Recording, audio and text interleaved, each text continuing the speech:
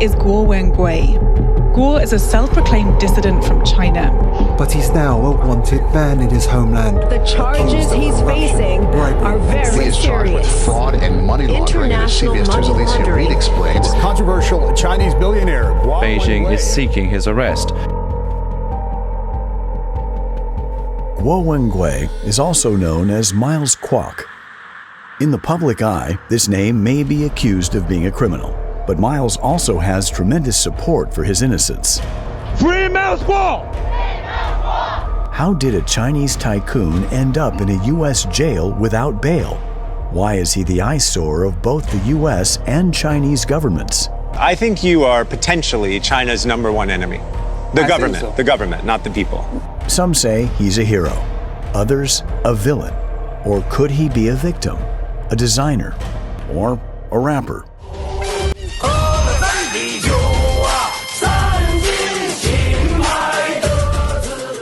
Let's delve deeper to uncover the truth. Who is Miles Kwok? Born in 1968, Miles came from a poor village in China's Jilin province called Zhaozhago. His parents worked hard to raise 8 boys. Miles was the 7th. Miles grew up knowing what it was like to be hungry and cold. During the Cultural Revolution, the whole country was in chaos, and Miles caught the urge to thrive rather than just survive. At 7, he was selling popsicles in the village. By 12, watches and jeans. At 13, he had his own steamed bun shop. And by 15, he was fixing and flipping motorcycles. Afterwards, Miles moved back to his roots in Shandong. As a teenager, Miles was the guy known for the best motorcycles around. In 1985, he met the woman who'd become his wife, and soon they started a family. During this time, Miles's youngest brother remained by his side. Miles's elder siblings found themselves in respectable professions as well, ranging from teaching to law enforcement and military service, accompanying him on their journey towards a gradually improving and happier life. But in 1989, everything changed. That year, China was in turmoil. Students took to the streets of Beijing, demanding democracy and freedom. Going to march. 10 minutes clear. Why? I think this is my duty. Feeling the pull to support the cause, Miles sold his motorcycle and gave all his cash to the student protesters. But the government wasn't just cracking down on the protesters. They went after anyone who supported them, including those who donated money. One day, in May 1989, Miles, his wife, 2 children, and his younger brother were gathering in Miles' office when 2 drunk cops barged in to arrest Miles. During the confrontation, the police fired 8 times. 2 bullets almost hit his wife, who was holding the baby, and 2 bullets hit his younger brother in the chest. That night, the police took Miles into custody while completely ignoring his brother. 2 days later, Miles's brother died in the hospital from the gunshot wound. Miles would end up being detained for 22 months in the Xingfeng Detention Center, a place that would forever change his life. In detention, Miles encountered many others who believed in the student movement and democracy. They were teachers, lawyers, writers, and young activists. Despite the lice, moldy food, and damp conditions, these brave people held on to their ideals. Miles watched as each of them were executed without any dignity. The sorrow of losing family, enduring unjust imprisonment, and spending 22 months in confinement, watching innocent, like-minded intellectual mentors put to a cruel death, ignited within Miles a new life purpose. The first thing Miles did upon his release was collect his brother's ashes from the crematorium. Miles's life was never the same from this moment.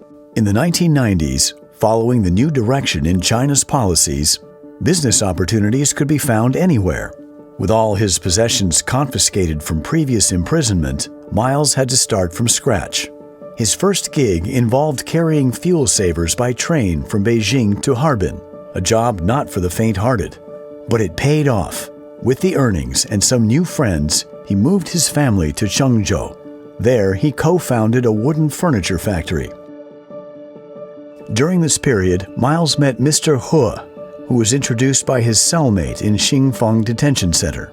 Mr. He, a friend and mentor, is a seasoned Beijinger, much older than Miles, and comes from a family with a strong scholarly background. Mr. He was profoundly inspired by Miles's spirit and firmly believes that he is destined to make a significant impact. Before long, Mr. He introduced Miles to a relative who was living in Hong Kong, Ms. Xia Ping. A successful businesswoman herself, Ms. Xia believed Miles had a strong intuition about real estate and high-end hotels. Ms. Xia Ping arrived in Changzhou and invested in Miles's venture, the Yuda Hotel, marking Hunan Province's first five-star hotel when Miles was only in his 20s. The Yuda Hotel soared to unprecedented success, marking a significant milestone in Miles's life. It transformed from a mere hotel into a landmark in Zhengzhou and across the Hunan Province. Along this path of success, as Miles expanded his network and met numerous businessmen and politicians, he never forgot the vow he made in front of his brother's urn. In 1998, Miles and his family moved to Beijing. By then, Miles had risen to become a wealthy magnate, owning multiple homes in the most exclusive parts of Beijing, driving the finest cars, and wearing the most luxurious clothes. His network across different circles kept expanding. Around 1998, he was already planning his next venture, the Pangu 7-Star Hotel. Foreseeing that Beijing would have the opportunity to host the 2008 Olympic Games, Miles bought a piece of deserted land covered in weeds and situated far from the city center in a village that was soon to become the Olympic Village for the Games. Just as Miles had suspected, in 2001, Beijing secured the chance to host the upcoming Olympic Games. The Games of the 29th Olympiad in 2008 are awarded to the city of Beijing.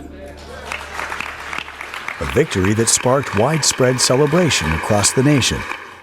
Yet the path that this victory led to was filled with political struggles and obstacles. Over the course of several years, Miles managed to acquire land in Beijing's prestigious Huhai district. Here, he constructed a courtyard house as a gift for his mother's 70th birthday.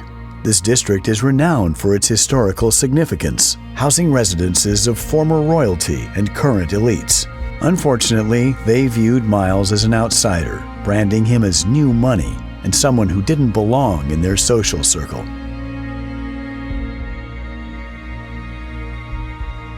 Pangu Hotel hit some major roadblocks right out of the gate. Construction was left hanging by Liu Zhuhua, who served as Beijing's deputy mayor and the brains behind the Olympic construction.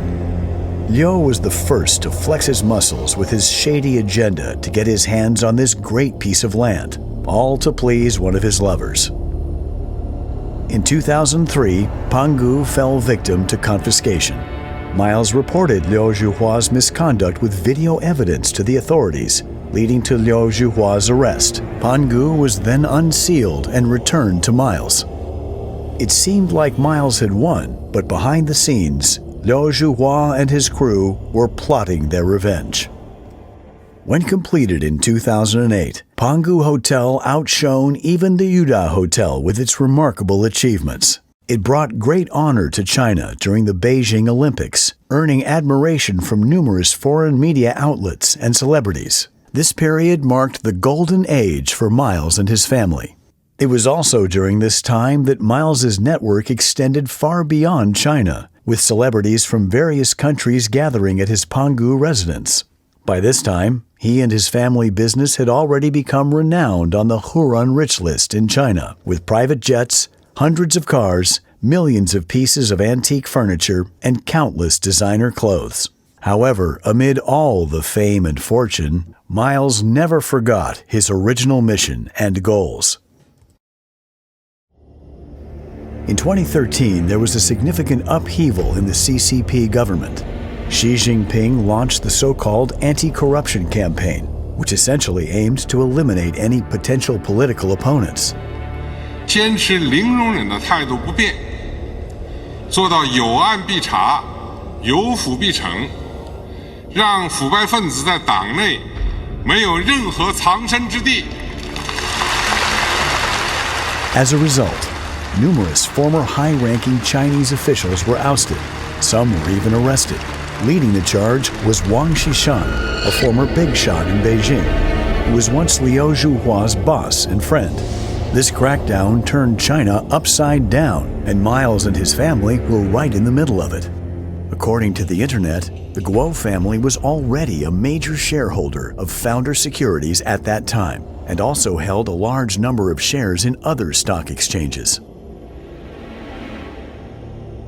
Of course, high-ranking CCP officials had long been eyeing to carve up this lucrative business. Within the circle of Beijing politicians Miles befriended was a close friend named Ma Jian, who served as the deputy minister of the Ministry of State Security at the time. As Ma Jian held numerous pieces of incriminating evidence against Wang Xishan, he became the center of a state-led investigation and was subsequently arrested. Wang Xishan suspected that Miles also held incriminating evidence against him. At the end of 2013, anticipating Wang Xishan's move to arrest him, Miles flew to Hong Kong, but Wang Xishan's retaliation had just begun. On January 10, 2015, while Miles was visiting in the UK, Pangu Plaza was swarmed by dozens of police cars and hundreds of officers encircling the building. During this raid, the police detained numerous Pangu employees and several of Miles's family members, including Miles's 5 brothers, his wife, and his young adult daughter. Using force during these types of raids was commonplace for the CCP, and so it was at Pangu that day. Police violently cleared out all the offices, using force on innocent employees. Miles would get a call a few hours after this horrible event.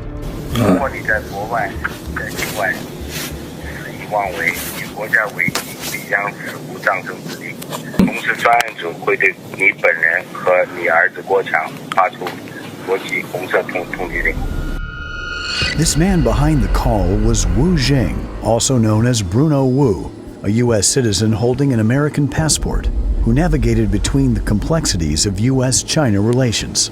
His underlying identity, however, was that of a spy nurtured over an extended period by the Chinese Communist Party. Wu publicly registered under FARA in the United States and lobbied openly on behalf of the CCP. He was born into a family with a history of espionage. His grandfather provided legal defense for early leaders of the CCP a century ago, rescuing many communist officials from the opponent's Kuomintang prisons. Because of his deep generational ties to the CCP, Wu was able to live above the law in what is informally known as a death exemption plate. On January 20th, 2015, in an effort to gather more information about Miles's activities abroad, the CCP authorities released his wife and daughter, subjecting them to 24-hour surveillance. In the days that followed, several of Miles's family members and employees were also released. However, many endured inhumane treatment and torture, leading to lifelong disabilities.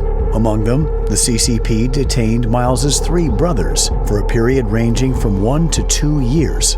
The CCP also established a special task force that appeared daily at Miles's company, conducting comprehensive surveillance of finances and personnel.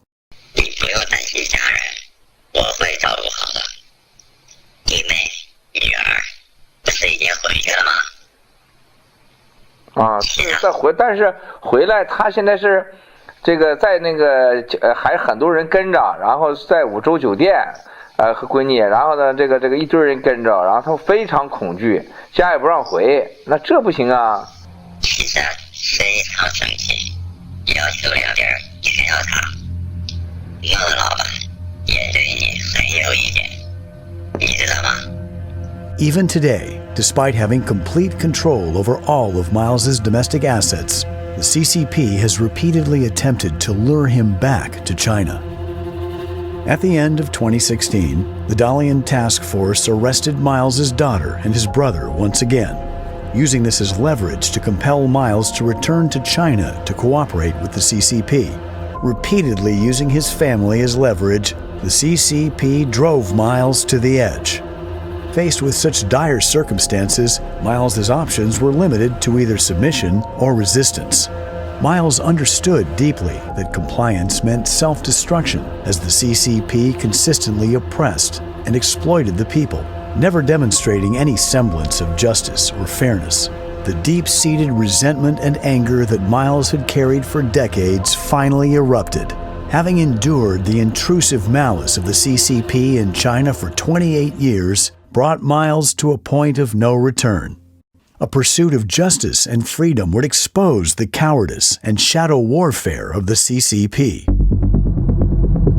我用我28年的生命看到了他们的堕落。中纪委书记王岐山和公安部常务副部长傅政华如何会毁掉中国？不能是真正的腐败者去所谓就反腐，那可能是真反腐吗？郭文贵就是一面镜子，不但照妖还照假，真的假不了，假的真不了，一切都是刚开始。谢谢。我不是什么神医。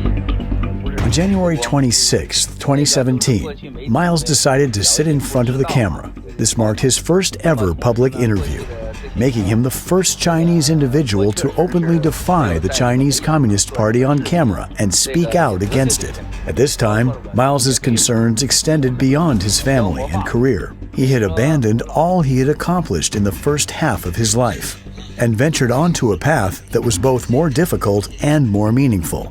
Yet the core of the CCP responded to Miles's actions with a mixture of anger and fear, determined to erase him completely. In addition to being interviewed by certain overseas Chinese media outlets, Miles launched the Whistleblower movement on YouTube, utilizing live streams and short videos to share his story. Twitter also became his platform for sharing disclosure whistleblowing documents. However, the CCP's efforts to suppress Miles had already reached the United States. In April 2017, his Twitter account faced its first temporary suspension, even though Miles had already amassed a considerable number of followers. On April 17, 2017, the CCP issued a red notice against Miles in an attempt to discredit him globally. In comparison to the scarce coverage of Miles's revelations, this news was extensively broadcast by major media outlets in China. 2 days later, the Voice of America interview was abruptly terminated by the host due to Miles's attempt to disclose information about the Wang Xishan family and Hainan Airlines. This marked the first instance of a broadcast interruption since VOA began airing in 1942. The host verified in subsequent interviews that they had been instructed by senior CCP officials to abruptly terminate the program. The former senior CCP official, Liu Yanpeng, repeatedly sought to arrange another meeting with Miles in an attempt to achieve reconciliation. He tried to persuade Miles to cease his public revelations by appealing to his and Miles's personal relationship and emphasizing national security concerns. As a CCP representative, Liu Yanpeng also promised to release his family and employees. 这个郭美和他母亲他们娘俩就要到你这儿去团聚了。我们也营造点好的氛围。大家都冷静一下。你要敢跟我拍胸脯，说从5月3号，从明天开始，你就不发生了。我今天夜里边我不睡觉，我去一家一家去跑去，我也能保证明天开始，这边也什么声音都没有。 While it may seem like Liu was acting in good faith, this would prove to be the brewing of a deceitful scheme. In May 2017, Miles's family and Liu, along with CCP officials, flew from Beijing to New York. Little did Liu know that the scheme he and 3 other CCP operatives devised to secretly arrest Miles had already come under surveillance by the US government. On May 24th, Liu and 3 other CCP operatives were stopped by the FBI on their way to Washington, where they were informed that they had violated US laws. Despite the fact that the CCP was instructed not to meet Miles again and were given 48 hours to leave the United States, they did not comply. Liu contacted Miles and arranged to meet again the following day. Soon after their meeting, Liu hurriedly left for the airport. Upon their arrival at the airport, the FBI seized all of their electronic devices. The FBI also reached out to Miles to inquire about his situation. Due to the FBI's intervention, Miles's wife and daughter were able to remain in the United States. Unfortunately, Liu Yanping's departure did not mark the end of the CCP's activities. Another high-ranking CCP official, Sun Lijun, who was in Washington at the time, had a tactical conversation with Miles in yet another attempt to coerce Miles to return to China. 文贵兄啊，你还真的这次是误解我了。我来呢是美国司法部邀请的，主要就是来谈这个网络安全合作的。而且呢，我到了美国之后呢，已经跟他们谈了2轮了。谈的也都不错。你也可以问他们，在谈的当中，包括 FBI 也在，我只字未提光棍3个字。He lied. He was in New York and building up his connections for a new plan, lobbying for Miles's deportation.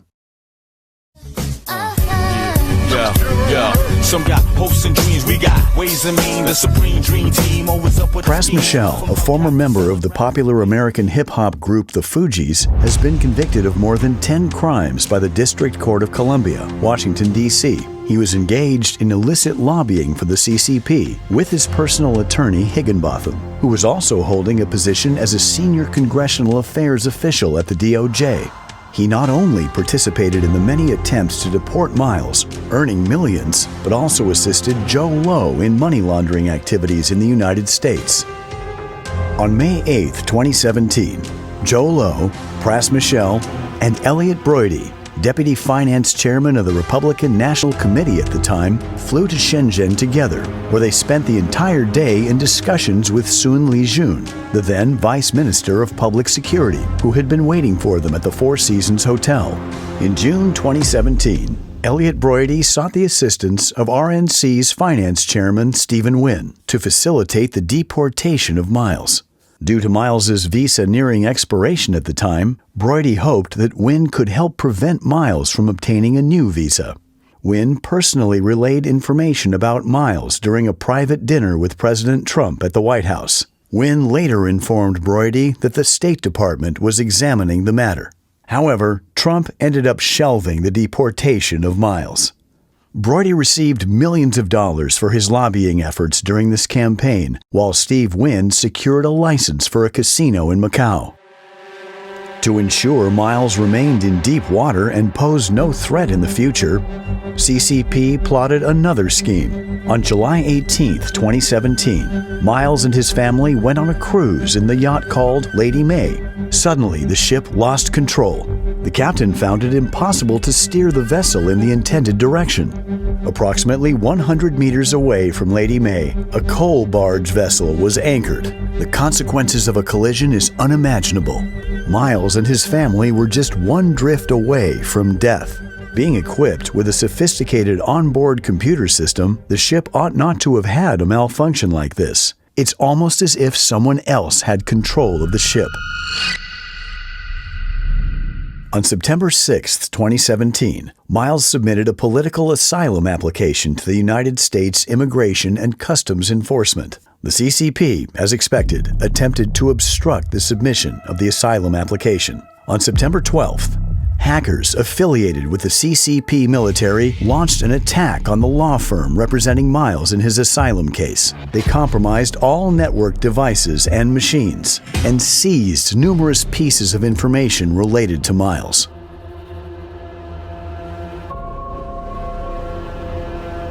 Despite everything that had happened, Miles's efforts to counter the Chinese Communist Party persisted. By this time, Miles had already gained significant influence.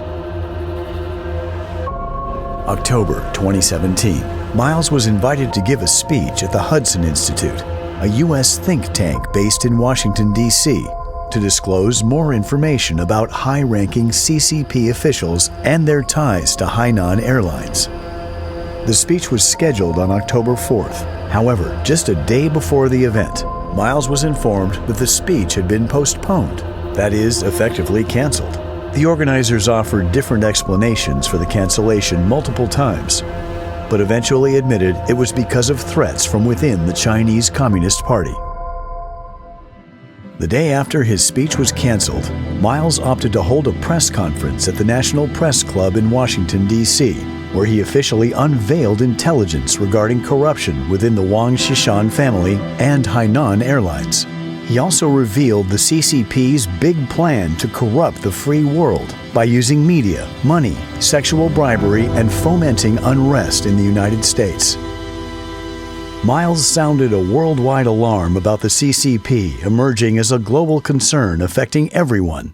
However, Miles's message was not embraced or adopted by the mainstream media in the United States.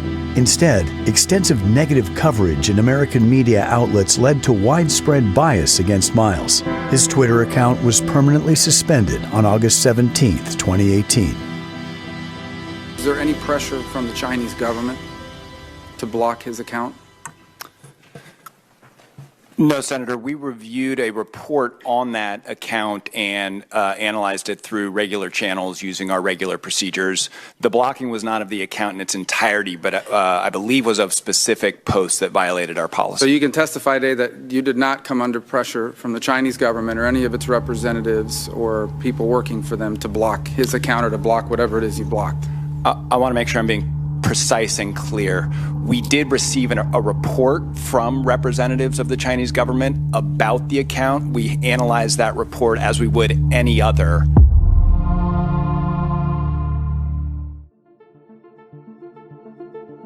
Despite attempts to silence him, Miles's voice echoes, unaffected by the closure of social media accounts and rejection by mainstream journalism.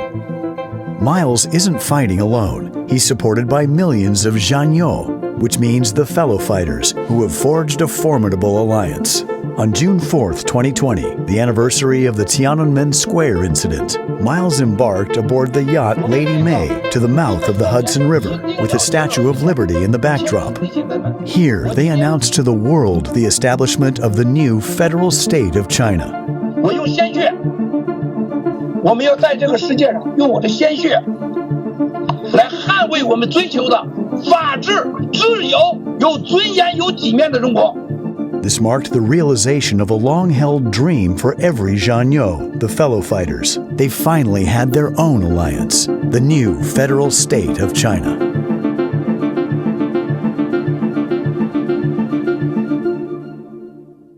Meanwhile, those who deal with the devil have had their fate sealed with a price tag. On January 27, 2018, following an article in the Wall Street Journal about sexual harassment of female employees, Steve Wynn announced his resignation as the finance chairman of the RNC.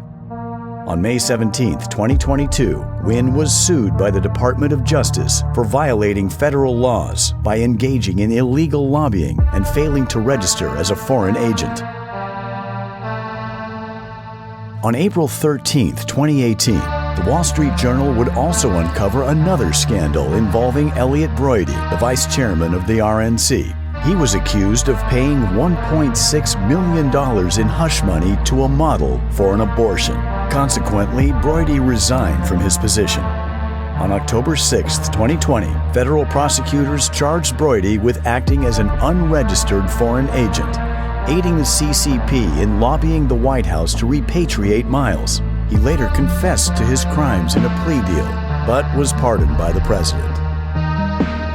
Now, the fate of the CCP officials, Liu Yanping, Sun Lijun, and Fu Zhenghua, have also come to a deserving end due to the escalated power struggles.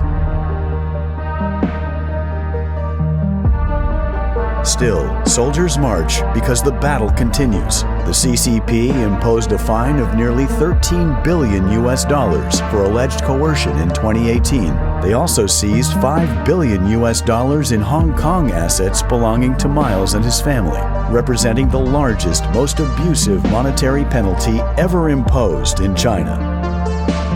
The storm continues to churn toward Miles and his anti-CCP global endeavors.